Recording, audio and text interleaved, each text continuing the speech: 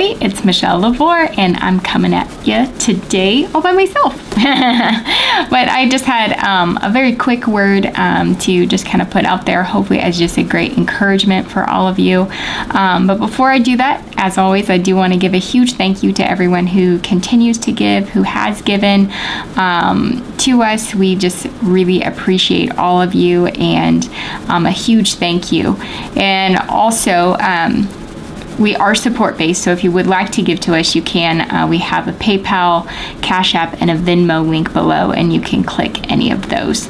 So again, big thank you to everyone who continues to support us. So, all right, let's just get into it. So tonight, actually, the night we're recording this, we had our God time, and this was something that kind of came up out of the God time, and I just wanted to share it with you guys. Really, Devin was encouraging me. He was like, hey, you need to share this. It would be great for everyone to hear. And kind of the background of it is really all day today, we had so many, like all of us had these moments of triple fours or the exposure where your heart is just like getting squeezed, and it was kind of just like a ton of conversation, like all day, just going through it. Even our nighttime God time, there was just so much of just like dealing with different issues, and so it was just like, man, this is kind of really pulling at the heart, pulling on just that languishing of like, Lord, can we come into a new place, just as a whole family, where you're not, where we're not seeing these constant things come up. And granted, we understand there's always different issues that are going to come up, but it's just the season that the Lord has us in. So during the worship time, this is kind of what I felt like God was really sharing. And I saw the number 842, and so it reminded me of Psalm 84.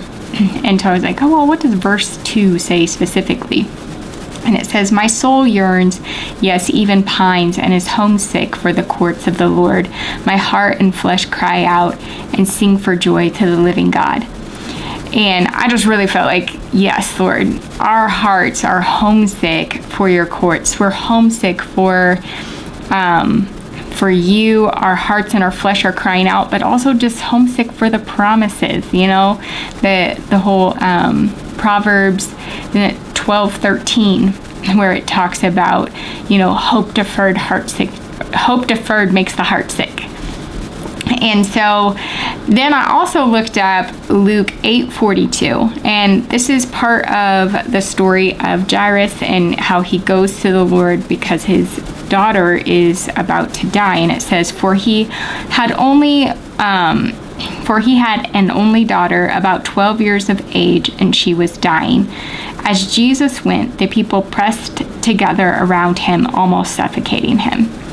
And again, when I read it, I was just struck with kind of the state of the heart that Jairus would have been in. He was really desperate. He was calling out to the Lord, but then there's all this pressing that's going on. There's so much commotion, and that's really kind of what we were all feeling today, was this pressing. And so it was just like, wow, this really speaks to where I feel like we were feeling. And after I read those two verses, I got this word from the Lord, and it was really just encouraging to hear from him.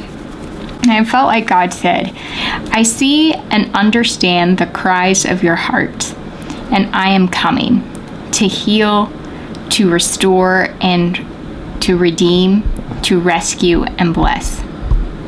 I will comfort, calm, and wrap you in my love. The wait will be worth it. The pain and sorrow will fall away at my presence and in my hand. When I come, the joy you will have will wash away the tears, sorrow, and anguish of the night. I see your hearts, and I long with deep compassion to heal you, body, soul, and spirit. You will see the glory and be delivered into the joy of the Lord. Sorrow may last for the night, but joy comes in the morning. Early, deep in the morning. We are there in the deep morning, and I am coming to bring relief and deliverance, newness and joy. Do not fear. Do not be anxious. I am. You will see my courts. You will see my heart, and you will be renewed beyond words. I am the resurrection and the life. You have my yes. You have my blessing. You have my heart. You have my name. And when I finished, it was 8:51. And so I looked at Luke 8:51, and this is what it says. And when he came to the house, he permitted no one to enter with him except Peter and John and James, the girl's father and mother. And so I really felt like it was just this confirmation of God saying, like, see, I'm showing up, I'm coming. And when he came, he took with him those really who had faith, but it was a very select group that were able to see what he was about to do. And of course that was, he was getting ready to resurrect the little girl. And so really from all of this, I just felt like it was a hug from God, and just this sense like he knows the anguish of our hearts. He knows exactly everything we've all been through, but that he's saying, I am coming. And when he comes, it really will wash away all of the sorrow, all that anguish, the pain, the suffering, and the end result is just joy and deliverance. And I think that if anything else I was getting from this, it was just there was a tenderness of the Lord, but there was also an expression of great intensity. Like, I am coming to bring forth what I have spoken. And he's coming because of his love for his people, for us, for those who have continued to believe, for those who have gone through everything that God has asked them to go through. And he's acknowledging, like, yes, it's been hard, it's been difficult, but he knows the end result. You know, he knew what Mary and Martha went through when Lazarus died, and for 4 days they were in deep pain and sorrow and anguish, but then he came and brought resurrection life.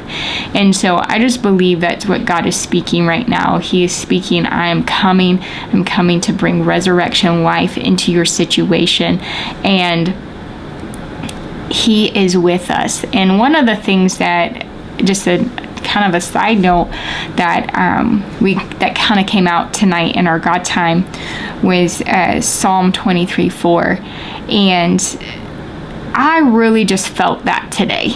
You know, it's like, yes, though I walk through the deep sunless valley of the shadow of death, I will fear or dread no evil, for you are with me. Your rod to protect and your staff to guide, they comfort me.